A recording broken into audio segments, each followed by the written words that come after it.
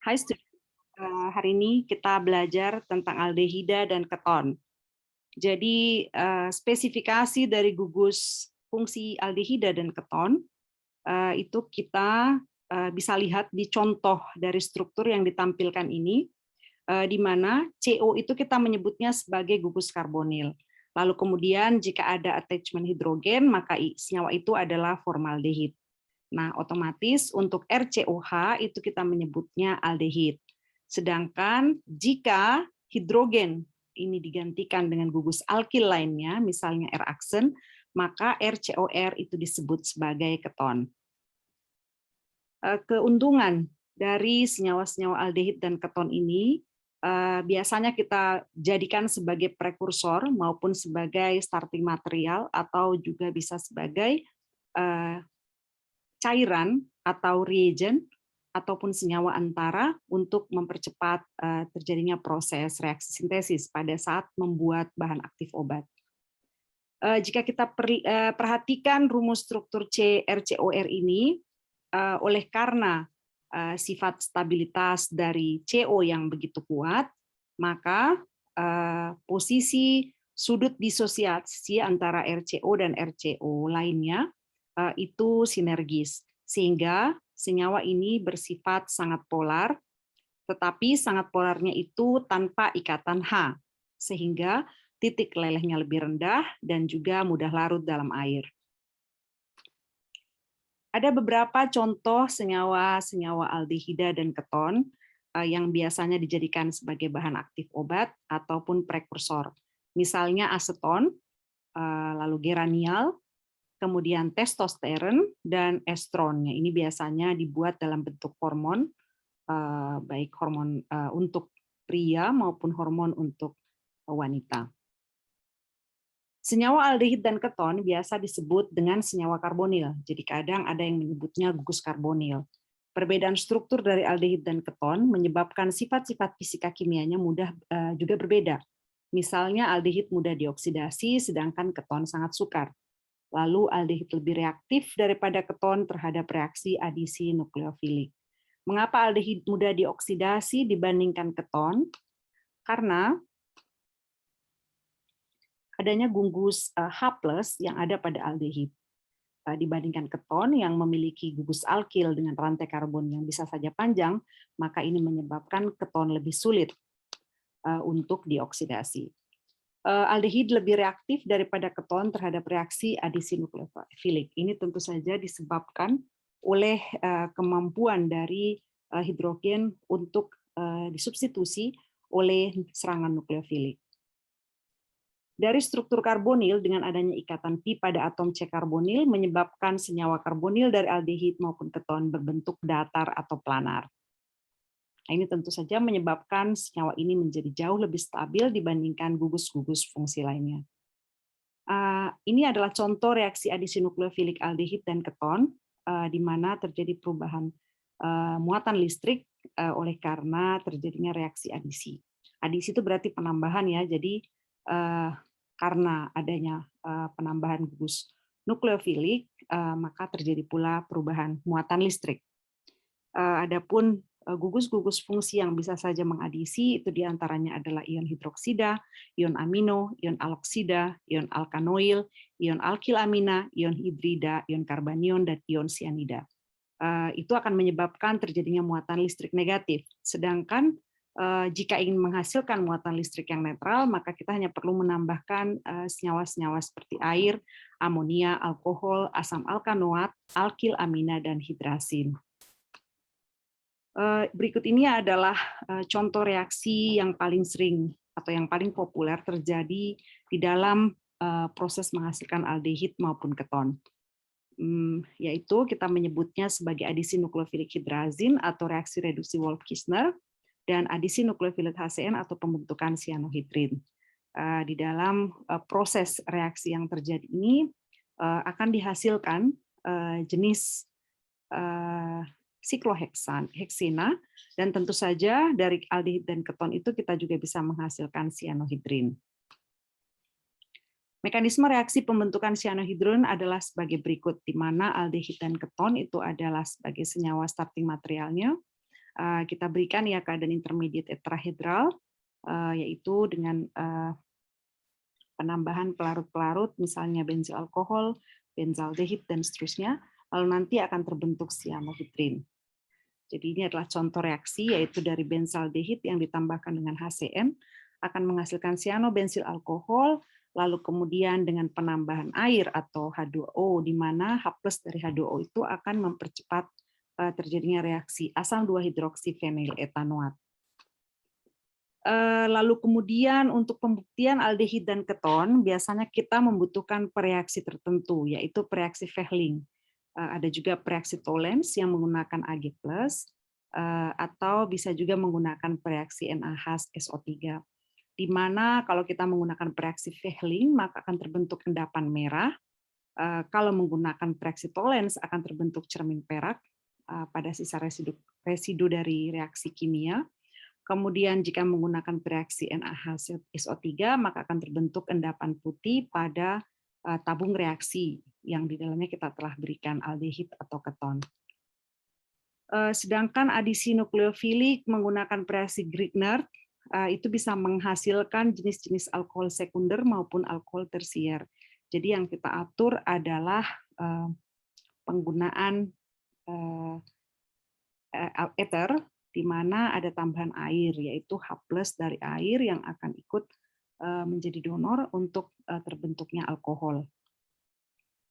Contoh reaksi misalnya vinil magnesium bromida, itu kita tambahkan formaldehida, maka akan terbentuk bensil alkohol, oleh karena magnesium yang ada pada vinil magnesium bromida itu akan ditarik keluar, memisahkan diri dari gugus benzen aromatisnya, lalu yang masuk adalah CH2OH yang berasal dari gugus formaldehid dengan tambahan air. Adapun mekanisme adisi nukleofilik pereaksi Grignard itu karena adanya intermediate tetrahedral yang berlangsung di antara magnesium tadi, magnesium brom itu dengan formaldehida atau C gugus aldehid dari formaldehid. Nah, itu akan membentuk alkohol, lalu kemudian magnesiumnya sendiri akan menarik hidroksil. Nah, ini akan tentu saja menyebabkan terjadinya pembentukan alkohol. Nah, untuk reaksi aldol dan aldon kondensasi itu akan bisa diatur tentu saja menggunakan baik ikatan konjugasi ikatan rangkap maupun ikatan tunggal juga bisa kita lakukan. Namun perubahan-perubahan posisi alfa dan beta itu juga bisa diatur stereokimia dan konformasinya bergantung pada konjugasi ikatan rangkap yang kita gunakan. Nah, ini adalah contoh reaksi cross aldol kondensasi yang biasanya kita lakukan di laboratorium untuk mencari atau mencampurkan asetaldehid dan propanal. Tentu saja proses reaksi ini bermaksud untuk menyiapkan atau mempreparasi bahan starting material untuk membuat bahan aktif obat. Ada beberapa mekanisme adisi nukleofilik yang bisa kita lakukan baik dalam suasana asam maupun dalam suasana basa. Nah, ini tentu saja bergantung dari jumlah ion yang ikut menyerang gugus karbonil yang nantinya kalau ia berada dalam suasana basa itu akan menghasilkan intermediate ion alkoksida, namun kalau ia berada dalam suasana asam ia akan menghasilkan gemdiol protonasi. Nah, nanti reaksinya itu akan terbentuk seperti ini. Baik, Ibu lanjutkan dengan asam karboksilat ya, karena pada pertemuan sebelumnya ada kelas yang belum memperoleh materi ini.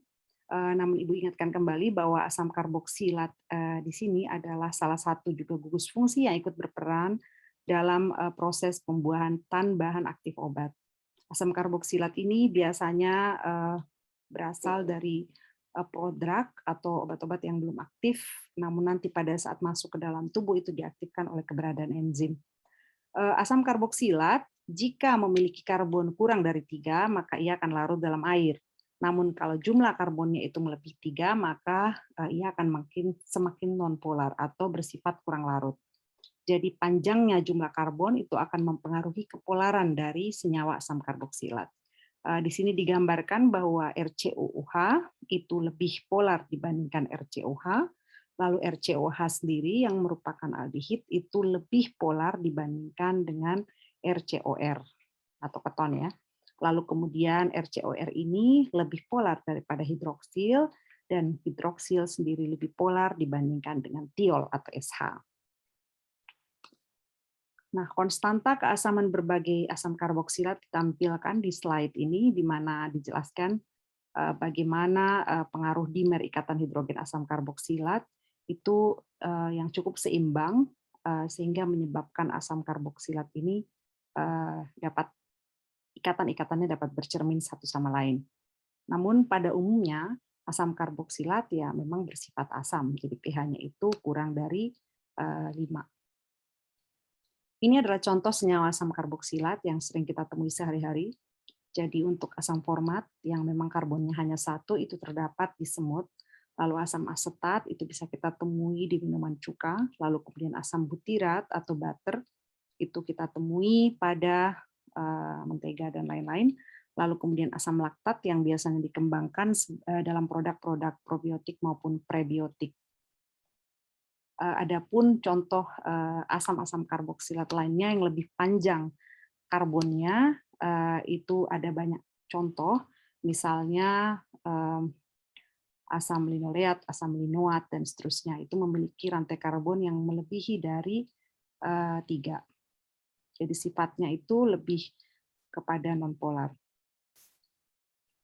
Oleh karena sifat asam karboksilat yang memang memiliki pKa yang sama dengan kesetaraan asam, apalagi didukung oleh bentuk gugus asam karboksilat yang asiklik, maka sangat mudah untuk melakukan berbagai proses reaksi di dalamnya. Jadi kita bisa melakukan substitusi alfa, deprotonasi, bisa juga reduksi, dan juga bisa substitusi nukleofilik asil. Nah, ini adalah contoh asam lemak yang merupakan asam karboksilat dengan rantai karbon yang sangat panjang.